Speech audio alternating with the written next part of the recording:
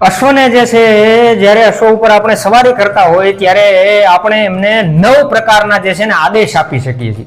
એટલે કે અશ્વ સવારી વખતે જે છે એ 9 પ્રકારના એવા આદેશો આપી અને આપણે અશ્વને જ્યાં લઈ જવું હોય, જે સ્થિતિમાં ચલાવવું હોય એ સ્થિતિમાં ચલાવી શકીએ છીએ। તો આદેશો ક્યાં ક્યાં છે? એમાં 4 આદેશો જે છે એ કુદરતી રીતે આપી શકાય છે અને 5 આદેશો જે છે એ આપણે કૃત્રિમ રીતે આપી શકીએ છીએ। તો આજે એના વિશે વાત કરીએ છીએ। તો સૌથી પહેલો આદેશ આપણે એમને હાથથી આપી શકીએ છીએ। ત્યાર પછી બીજો આદેશ જે છે આપણે પગથી એડી મારીને પણ આપી શકીએ છીએ। આ કુદરતી આદેશોની હું વાત કરું છું। ત્રીજો આદેશ આપણે આપણા અવાજથી એટલે કે હાંકલો કરીને જે છે આપી શકીએ છીએ।